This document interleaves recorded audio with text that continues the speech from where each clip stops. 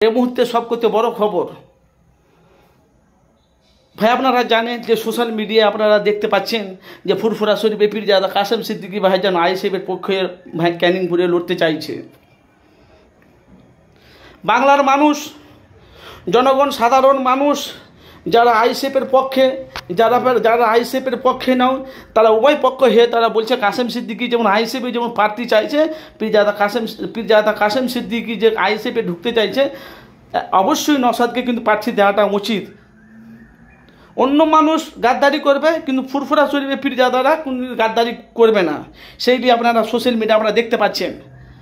বলি কথা ভাইজান, আজকে আপনারা জানেন যে ফুরফুরা শরীফে পীরজাদা আহলে সুন্নাতে জামাত যে হেডকোয়ার্টার, তার নাম হলো পীরজাদা আব্বাস সিদ্দিকী। আপনারা জানেন উনি আজকে খিলকাপুরে বিশাল প্রতিবাদ সভা, কালা আইনটা যে পাশ করেছে মোদী সরকার, সেই নিয়ে আজকে বিশাল বড় প্রতিবাদ সভা চলেছে। কোথায়? খিলকাপুরে। আপনাদের কাছে বাস্তবটা আমি তুলে ধরলাম। আপনারা জানেন যে সেই নিয়ে এখন বাংলা তোলপাড় চলছে। আইএসএফ প্রার্থী কি কাসেম সিদ্দিকীকে দেবে কি না দেবে, সেই নিয়ে কিন্তু এখন আইএসএফের দেখুন সমালোচনা চলছে।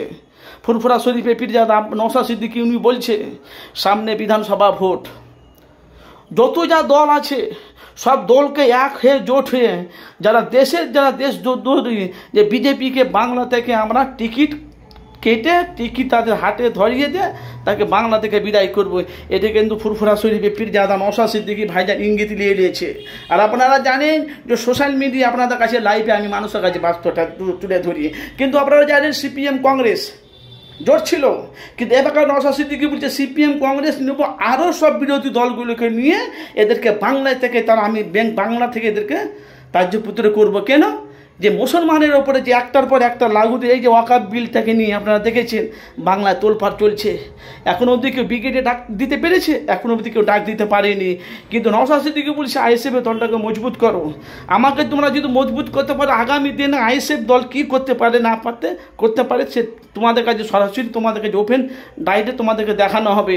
কিন্তু ভাই বলি কথা, কিছু বাংলার মানুষ আছে ঘুঁচা মারছে, কিছু মানুষ আছে ভাই ঘুঁচা মারছে, সামনে একরকম ভেতরে একরকম, বুঝতে পেরেছেন? তো যে ক্ষেত্রে আছেন অবশ্যই ক্যানিং পূর্বে কিন্তু বাংলার মানুষ, আপনারা জানেন যে ফুরফুরা শরীফে যে পীরজাদা কাসেম সিদ্দিকী ভাইজান, ওনার আব্বা জানেন না মারুফ সিদ্দিকী, আপনারা সব জানেন। তো ফুরফুরা শরীফে পীরজাদা যেমন একটা পীরজাদা যেরকম ভাঙরে বিধায়ক এমএলএ, আর একটা পীরজাদা ক্যানিং পূর্বে লড়তে চাইছে কার সাথে? শওকত মোল্লার সাথে লড়তে চাইছে। অবশ্যই আপনারা জানেন যে ফুরফুরা শরীফে যত মুরিদগান ভক্তরা সব ক্যানিং, বারাসাত, ঘটকপুকুর এসব দিকে বেশিরভাগ আপনারা সব জানেন। এই জন্যে বাংলার মানুষ চাইছে যে ক্যানিং পূর্বের জন্য কাসেম সিদ্দিকীকে প্রার্থী দেওয়া হয় আইএসএফের তরফ থেকে। সেই নিয়ে এখন সমালোচনা চলছে। অবশ্যই আপনারা দেখবেন যে সামনে বিধানসভা আসছে ভোট, হাড্ডাহাড্ডি লড়াই হবে ভাইজান। যদি কাসেম সিদ্দিকীকে যদি প্রার্থী দিয়ে দেয়, দেবেন ক্যানিং পূর্বে হাড্ডাহাড্ডি লড়াই হবে কার সাথে? শওকত মোল্লার সাথে। যেখানে আছেন অবশ্যই আপনাদের মূল্যবান মতামত জানাবেন। রাজনীতি ময়দানে আব্বাস সিদ্দিকী অবশ্যই নামবে, খালি সময়ের অপেক্ষা, টাইমের অপেক্ষা। আপনারা জানেন আব্বাস সিদ্দিকী তো বলছে আমি তো চাইছি আমার ভাইয়েরা আসুক, আমাকে কাছে এসে বলুক, অবশ্যই আমি ওদের সাথে আমি সেটিং করিয়ে দেবো। সেই নিয়ে কিন্তু এখন বাংলায় তোলপাড় চলছে ভাইজান। আজকে আব্বাস সিদ্দিকী ভাইজান বিশাল বড় আজকে প্রতিবাদ সভা হচ্ছে খিলকাপুরে। সেই নিয়ে আপনাদের কাছে আমি লাইভ দিয়েছিলাম ভাই, অনেক কথা আছে সেসব নিয়ে আপনাদের কাছে তুলে ধরছি না আমি।